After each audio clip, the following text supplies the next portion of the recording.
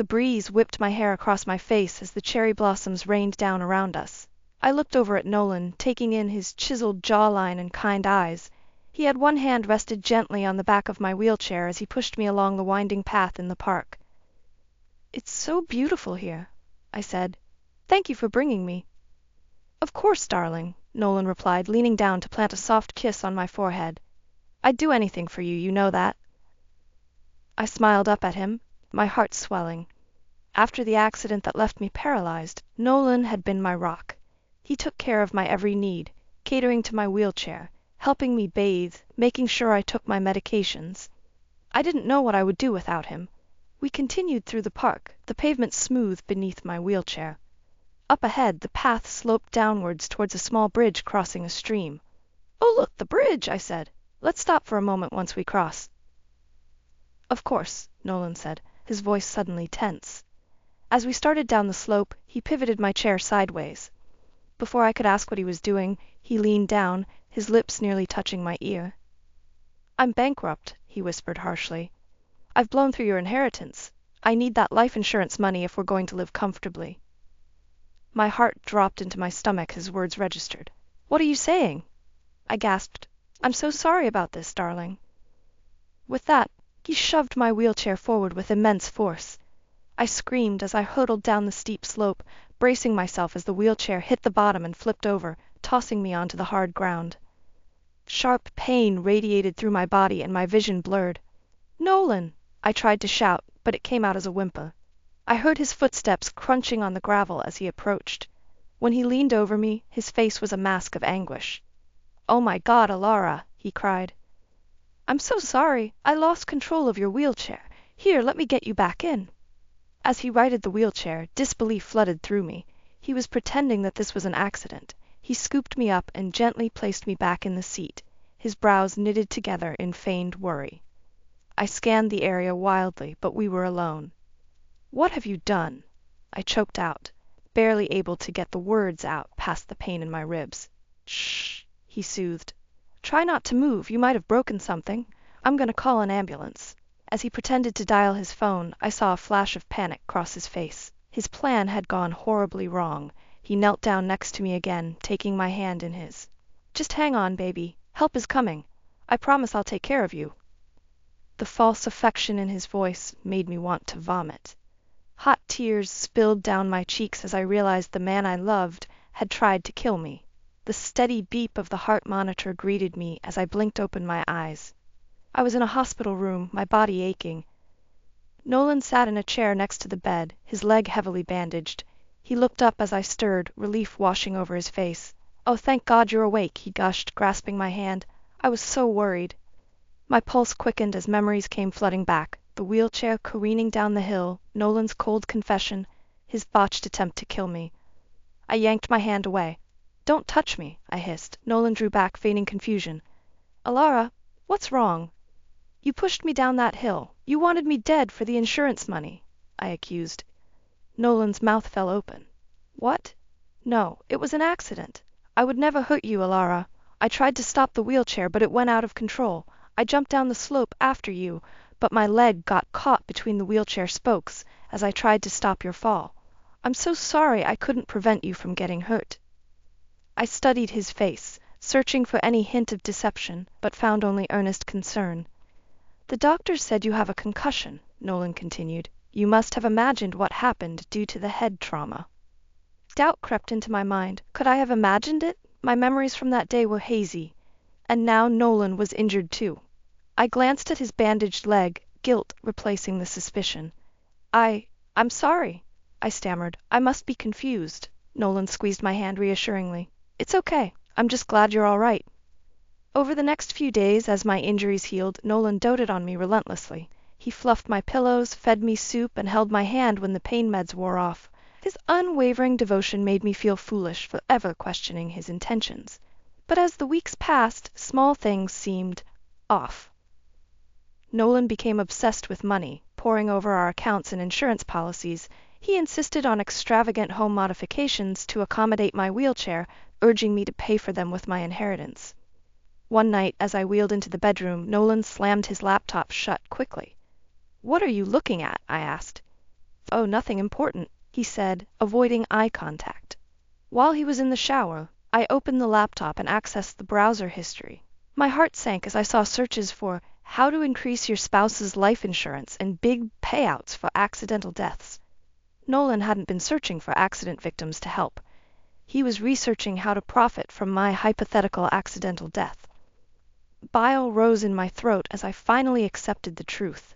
The devoted caregiver routine was an act to keep me under his control. The man I loved was trying to murder me. Over the next few weeks, I settled into a new normal. The doctors said my paralysis was permanent, so Nolan dutifully catered to my needs. But his mask slipped more each day. He obsessed over my inheritance, insisting I use it to convert our home into a wheelchair paradise. Meanwhile, he splurged on golf clubs, TVs, and gadgets. One night at dinner, he brought it up again. Alara, I really think we should overhaul the entryway and widen the door frames downstairs. We need to make this house accessible for you. I pushed my food around my plate, anxiety churning in my gut. Those renovations will deplete the remainder of my inheritance. Can't we just make do? Nolan frowned, a flash of anger in his eyes. But don't you want to be comfortable and self-sufficient? This inheritance is meant to be used on you. I couldn't tell him the truth, that I was preserving those funds to escape someday. Let's just discuss it later, I said weakly, hoping to placate him. After dinner, I went upstairs and discovered Nolan had installed a new safe in our closet. He never mentioned it, and it was already locked. What was he hiding? A few nights later, Nolan left his email open on my laptop. My eyes fixed on one message from an insurance company with the subject line, Policy Upgrade Request. Hands trembling, I opened it. Nolan had asked to increase my life insurance and add an accidental death payout. When I confronted him, he insisted it was just to provide for me in case of tragedy. But I knew it was premeditation. The final straw came a week later when I overheard Nolan on the phone scheduling a lavish housekeeping service. We didn't need it, but he seemed hell-bent on draining my inheritance with frivolous spending. After he hung up, I wheeled into the kitchen and tossed my checkbook onto the counter. I'll be handling my own finances going forward, I informed him coldly. Nolan's facade fully slipped, his face contorting in anger. How dare you? That money is as much mine as it is yours. It's my inheritance, I shot back, and I'm done letting you blow it. Nolan advanced on me, his voice a low snarl. You ungrateful bitch. After everything I've done for you. Adrenaline coursed through me. The jig is up, Nolan. I won't let you steal my inheritance while you plot my murder. Rage blazed in his eyes, but he quickly masked it. Don't be ridiculous, he sneered. I'll never understand your paranoia. But fine, manage your own money. It doesn't change my love and devotion. His duplicity infuriated me further, but I held my tongue. I needed to protect my finances at all costs until I could find a way out. Over the next few weeks, money became a battleground in our home. I took over the finances, carefully tracking every penny. When Nolan demanded I hire his lavish housekeeping service, I refused.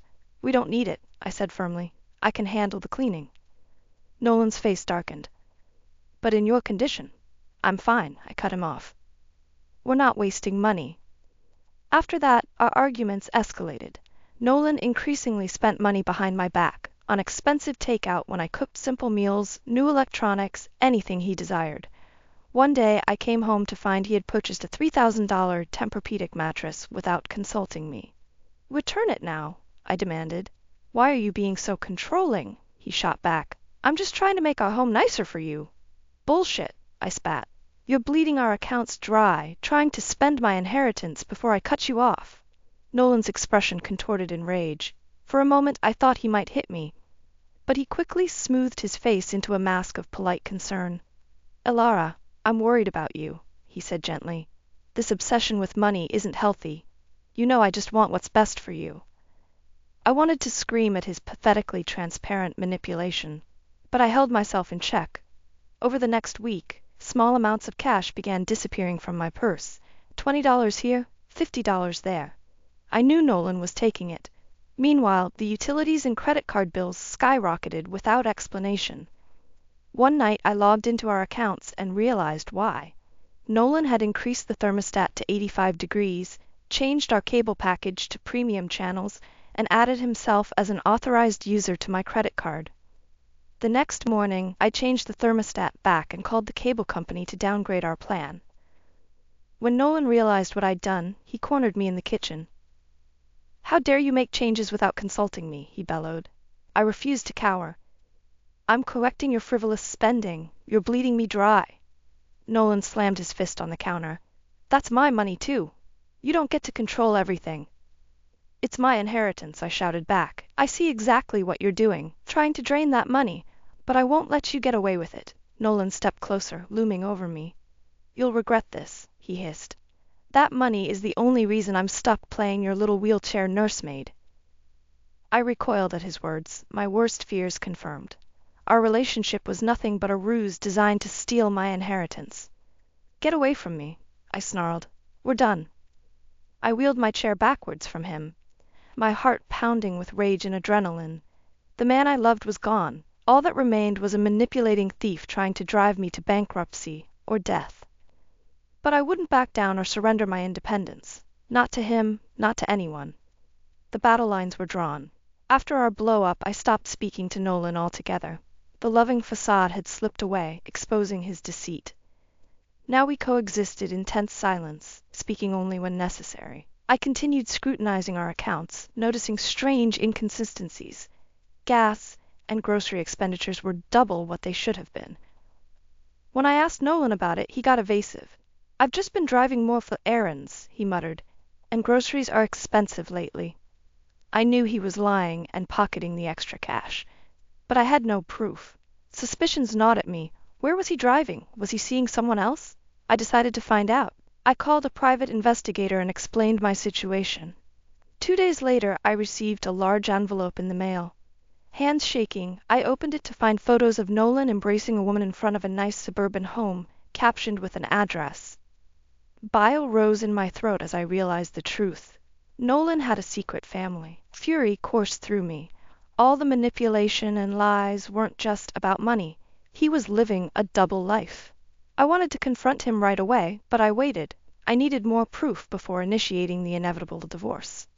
A few days later, the investigator provided bank records indicating Nolan had purchased the other home outright and was funneling money into a joint account with the other woman. Her name was Celia. Armed with evidence, I decided to confront Nolan at the hospital where he volunteered, a smokescreen for his deceit. As I wheeled into the hospital lobby, I spotted Nolan at the front desk flirting with a nurse. Before he saw me, I called out loudly, "Hey, Nolan, how's Celia doing?"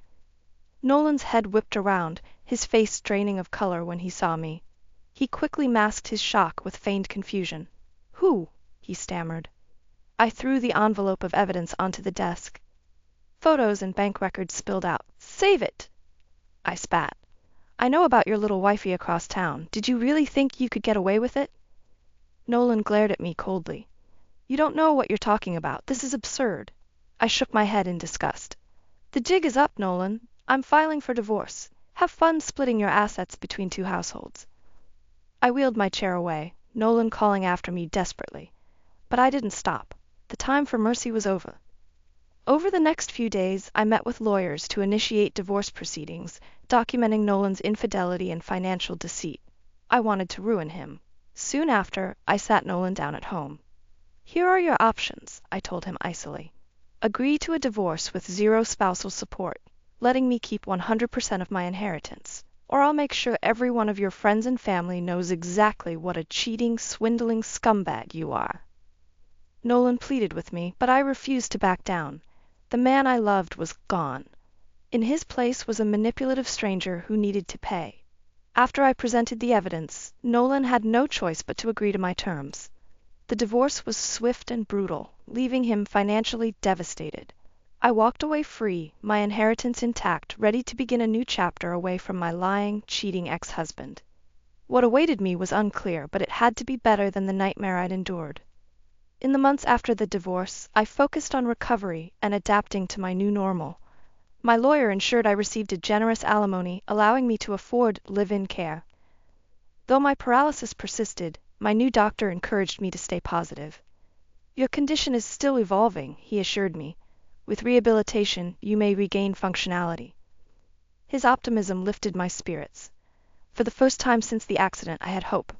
during one appointment, Dr. Fields reviewed my records closely, his brow furrowing. "Let's do some fresh scans," he said. The next day I received an urgent call from Dr. Fields. "You need to come in immediately," he said gravely. "There are developments." My pulse quickened anxiously as I wheeled into his office. His expression was grim. "What is it?" I asked shakily. "The scans show your spinal cord damage is treatable," he said. "Your previous physician failed to detect this. With surgery, you could walk again." I reeled in shock. "What? But my ex-husband said my paralysis was permanent. Are you saying it's reversible?" Dr. Fields nodded.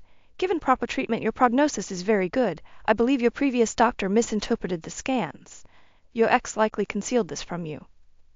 The revelation hit me like a freight train. Nolan had lied to keep me in a wheelchair, dependent on him. Fury boiled up inside me. "That bastard!" I exploded. "He made me believe I'd never walk again. He wanted me helpless so he could control me and access my money." "I'm very sorry," Dr. Fields said sympathetically. "Unfortunately, traumatic spinal cord injuries are often misdiagnosed. But the good news is, we can correct this. I'd like to schedule surgery right away." Overwhelmed with emotion, I broke down in tears. For months I believed I'd spend my life in a wheelchair at the mercy of my lying, cheating ex-husband. But now a chance at freedom stood before me. The night before surgery, I met Nolan at a cafe at his desperate request. He begged me to take him back, claiming he'd changed. "Did you know my paralysis was reversible?" I demanded. "Did you keep it from me?" Nolan's silence was damning. Seething with rage, I slapped him hard across the face. "You soulless monster! You made me believe I was trapped when I could have walked away from you. Well, tomorrow I'm getting surgery so I can dance on your grave someday. I pray I never see you again." I left Nolan crying at the table, his pathetic apologies echoing behind me. The time for mercy and forgiveness had passed. Tomorrow, a new beginning awaited me. The surgery was a success. In the difficult weeks of recovery and rehabilitation that followed, spite fueled me. I imagined trampling over Nolan's broken body as I reclaimed my strength, vowing he'd never rob me of independence again. On the day I took my first solo steps, tears of joy and relief streamed down my face. I was free at last, ready to walk into a new life on my own terms. Nolan had failed. My backbone remained unbroken. In the weeks after my surgery, I wasted no time seeking final vengeance against Nolan. Legally, financially, I wanted to ruin him completely. I met with my lawyer, providing documentation of Nolan's lies about my medical prognosis. We incorporated it into the divorce proceedings to show premeditation and abuse. Nolan wouldn't just lose money in the split, his reputation would be destroyed. "You have ample grounds for additional damages," my lawyer said. "We can sequester his assets and income sources. He won't have a cent left when we're through with him." "Good," I replied coldly. "Take everything." I realized Nolan's bank fraud likely extended beyond just me. I contacted his employer and provided evidence that he had embezzled from client accounts. They immediately opened an investigation, alerting the authorities. Nolan desperately tried to convince me not to expose him further. He even had the audacity to suggest reconciliation. "Alara, haven't you punished me enough?" he pleaded on the phone. "I know I made mistakes, but we can still repair this. I'll spend the rest of my life making it up to you." "The only mistake I made was ever trusting you," I spat back. "You tried to steal my inheritance and leave me helpless. There's no coming back from that." I hung up, feeling re-energized in my mission to obliterate him. The next day, I called his half-sister, Layla, who he always clashed with. I told her everything, from the infidelity to the financial deceit. "I knew he was selfish, but this is unbelievable," she fumed. "What a wretched snake. He's dead to me. I'll make sure everyone knows what a vile pig he is." In the weeks that followed, Nolan's life unraveled spectacularly. Friends and family shunned him. He lost his job once the fraud was exposed. Even Celia kicked him out once she learned what he did to me, disgusted by his abhorrent behavior. The divorce finalized with me receiving 80% of our shared assets plus permanent alimony payments, money he no longer had. He'd be financially ruined for years. My lawyer called one final time. "It's done," he said with satisfaction. "Your ex-husband is destitute. His reputation is shredded. You won't be hearing from him again anytime soon." A surge of relief and joy coursed through me. The bitter seeds I'd sown had bloomed into Nolan's complete destruction. He was finally reaping what he deserved, and I was forever free from his poisonous hold on my life. The day my divorce from Nolan was finalized, I walked out of the courthouse with my head held high, the sunlight warming my face. The settlement had been everything I wanted. Nolan was left penniless and alone, forced to start anew with nothing but his wretched self. In the months that followed, I reveled in my freedom and independence. I returned to work, reconnected with old friends, traveled to places I'd always dreamed of seeing. Whenever despair crept in, I repeated my mantra, "Nolan has no power over you now." My new therapist helped me process the emotional trauma I'd endured. "It's important you don't dwell on anger," she counseled gently. "Focus your energy on healing so you can fully embrace this new chapter of your life." I took her advice to heart, channeling my energy into constructive pursuits that enriched my life. I volunteered at a women's shelter, helping those escaping abusive situations. It strengthened my resolve to never again ignore red flags in a relationship. On my birthday a few months later, my friends threw a party celebrating my freedom. As we raised our glasses, Sarah made a toast. "Here's to Alara, for her resilience, courage, and for shattering the chains of her miserable marriage. No one deserves this fresh start more than her." Their cheers filled me with newfound hope. The old Alara, helpless, naive, trapped, was gone. A wiser, stronger woman had taken her place. Slowly I began dating again. After some duds, I met Adam, a kind divorcee and single father. While affection bloomed between us, I took it slow, keeping healthy boundaries. "I'm so glad you're being cautious," Sarah told me. "After everything you've endured, you deserve someone who treats you like the queen you are." While Adam was nothing like Nolan, trusting again didn't come easily. But in time, as his sincerity was proven, my walls came down, brick by brick. One night, as we strolled in the park, I paused under a canopy of twinkling lights strung between the trees. Here, surrounded by the beauty of new beginnings, my heart opened once more. When Adam proposed several months later, I accepted joyfully. While shadows of the past still lurked, the flame burning inside me was stronger. I was prepared for whatever lay ahead, holding fast to hope. On my second wedding day, I marveled at the new chapters life offers, even after devastation. With grace, courage, and perseverance, dormant seeds of joy still blossom in time. As I walked down the aisle on Adam's arm, tears pricked my eyes. My broken spirit had proven resilient. Love and vitality now stretched brightly before me. While Nolan's betrayal nearly extinguished my light, my inner inferno ultimately raged too strong to suffocate. I am more than a victim or survivor. I am the master of my fate, and my greatest triumphs still await.